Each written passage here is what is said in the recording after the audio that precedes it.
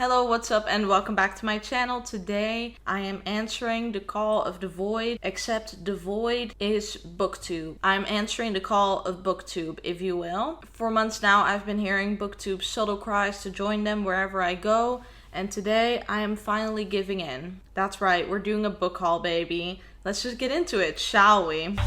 It's a beautiful day to feel fine.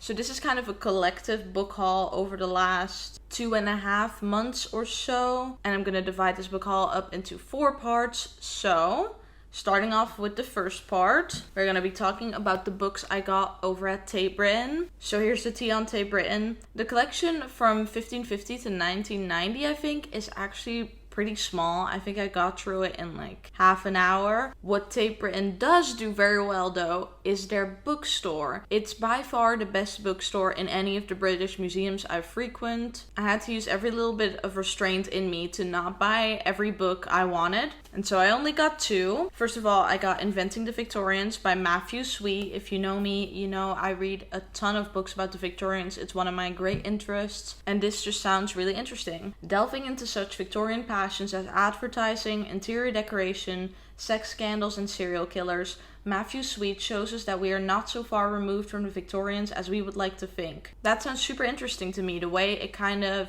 delves into and undoes popular held beliefs about the Victorian era. That sounds super interesting to me. If I said era weird, it's because I had to restart this filming twice, and every single time I tried, I got up to this book and then said area instead of era about 20 times every time. My pain is real. And then moving on, the second book I got at Tate Britain is Lizzie Sedal, The Tragedy of a Pre-Raphealite Supermodel. As you can see, I've already read it and enjoyed it. If you're also into the pre-Raphaelite romantic era, and especially tragic women, you will love this. Lizzie Sedal is such an iconic figure of the pre-Raphaelite era, and her life was super interesting to read about. I really liked the way the author kind of tried to stay as neutral as possible when it came to Lizzie and the figures around her. So I really enjoyed this. And as you can see later in this haul, there will be more books related to the pre-Raphaelites because that's kind of what I'm into right now. So then the second part of this haul, we are going to be calling peer pressure. Because a friend sent me her recent book haul, and then I returned a picture of my wish list to her, and she said, do it. And I did it. I bought the books. Any excuse to buy books is a good excuse. We're going to start with this one. This is the Penguin Book of the Undead. Now, I mainly just got this because the cover is super pretty. I thought it was just skulls, but it's actually little scary scully men, and they're actually terrifying to look at. But I just saw this on TikTok, and I never knew Penguin made these books besides like other classics. Turns out they have a bunch of these Penguin Book of Hell, witches, purgatory, ghost stories, all things I'm like super interested in. So potential new addictions starting here. You know, I love these Penguin books so much. They are so aesthetically pleasing. The spines look great on a bookshelf, and I can't wait to have my really big library bookshelves and have just a bunch of Penguin classics on there. So this one specifically is the Penguin Book of the Undead. The dead live again in this haunting compendium of ghostly visitations through the ages, exploring the history of our fascination with zombies and other restless souls. Sounds like a good spooky read for October. I'm in. Then, another TikTok book, of course I got My Year of Rest and Relaxation. This is just so in line with my whole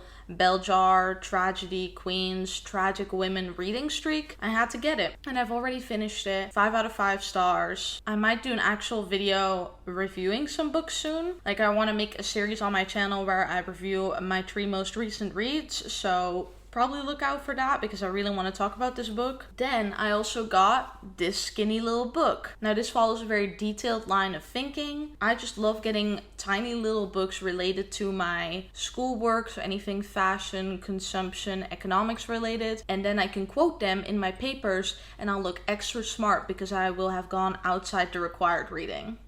That's the plan. And so this book, Conspicuous Consumption, really spoke out to me because I used the term conspicuous, inconspicuous consumption like 500 times in every single paper I have to write for my fashion school. And this just seems like it would be a pretty easy, small read. It has extra suck-up potential for school, and that's what we love. However, I did try reading this, and it is written in academic headache language, so maybe not as easy as I thought it would be. I will suffer through it, and then I'll get those suck-up points, which we love. And then finally, in this little stack, I had to get The Goldfinch. Honestly, if you haven't read The Secret History and The Goldfinch, you are at risk of having your Dark Academia card revoked. I don't want my Dark Academia card revoked, and so I had to get this, and I will have to read it. This just has one of those summaries where I'm like, okay, sounds interesting enough, but for how many pages can I go through that? My friend loves it, everyone raves about it, so there has to be something good about it. I trust other people, so I'm gonna read it, and I will report back. And then the third part of this haul is the Sophie part. If you watched one of my recent vlogs, you know that my friend Sophie came to visit me here in London, and we went to some museums, and we went to some bookstores. So I got a few books. Shocker. So first of all, at the National Gallery, I got these two little booklets. I've read one of these before, and I really like them as like accessible little volumes into art theory and, you know, understanding art. So this time I got a closer look at saints, and I also got a closer look at angels. These are just a very digestible size. Really good to inflate your Goodreads book challenge, but you didn't hear that from me. And these are just really nice. They have some really good, like, glossy, high quality pictures of the artwork they're discussing in it, as well as some, like, academic text. And they are very easy to learn to understand specific sections of art. And so now I'm going to be learning about saints and angels. Then also at the National Gallery, I got Desperate Romantics. I was actually really surprised to see this because I've heard of the TV show Desperate Romantics about the pre-raphealites before, but I never knew there was a book. So I was very shocked to see it, and obviously I had to get it because pre-raphealites. Anything pre-raphealites, Victorian, Romantic era is peak me. So I had to get this and read this, and it's basically just about the pre-raphealites and their individual lives. They were kind of, you know, artsy bad boys, which we love. They very much lived this bohemian lifestyle and were very shocking at the time. So I think this will be a very thrilling read. And then finally, we found ourselves lost in a Waterstones. And I got The Picture of Dorian Gray. It's another Penguin classic. I love Penguin classics. I've been wanting to read this for so long because when I first started getting into classics, this was one of the first ones that really, you know, jumped out at me. It's kind of stupid that I got it actually because I also asked for the cloth-bound version for my birthday. So I might be having 2 or more of these in my life soon. But considering I think I will really click with this book, I don't mind it. So I'm very happy I got him. Doesn't he look dashing?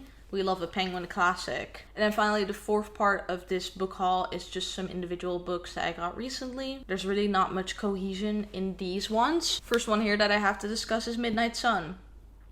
I really wasn't gonna get Midnight Sun, but then Twilight got added to Netflix and I started watching it and I got kind of obsessed with it. And then they had this at my grocery store for $4.50. Literally the same price as 2 packs of gluten-free bread, so I just had to get it. And then I read it in 4 days. It's literally the longest book I read all year. What can I say? I love Twilight. I don't want to hear anything about it. We love Twilight in this household, and I really enjoyed this. I know that's stupid coming from someone who's like all classy, dark academia or whatever. This is good shit. I like it. Oh my god, this pile of books is about to like fall. Then I also got the Ophelia Girls. Yes, I was drawn to it because of Ophelia, Lizzie Sedal, Pre-Raphaelites, Romanticism, Hamlet's my favorite Shakespeare play. It makes sense. It's on brand. It makes sense. I read a review of this on Goodreads, and some of the quotes that they pulled from the book were just so beautifully written that I was like, okay, add to cart. She's hardcover though. It's kind of fancy. I normally don't really read hardcovers. And then finally, this was not supposed to be in the haul, but it literally arrived this morning, and it is a book. I got the Twilight Director's Notebook. I love how this haul evolved from like learning about art pre-raphealite into Twilight mania. Accurate representation of my personality at the moment. I didn't expect this to be hardcover. Like, this is so fancy. This was £3 secondhand. I regret nothing. I have the Twilight illustrated guide on the way. Once again, I regret nothing. This has like some beautiful images and a bunch of interesting details about how movies are made. And I think even if you are not into Twilight, if you just want to be a director, or the way I've really been into production design, set design, costume design, it's super interesting to read about those things and how they get adapted onto the big screen. So yes, I am a proud Twilight stan, and that's that on that. No words. And so that's it for this little book haul. I hope you enjoyed. My Goodreads will be linked down below. Be sure to follow me if you want to get updates on what I'm reading, when I'm reading, that kind of stuff. I hope you enjoyed this video. If you did, don't forget to leave a like, comment, and subscribe, because all of those things will help me out on my YouTube journey. And I will see you in the next video. Bye!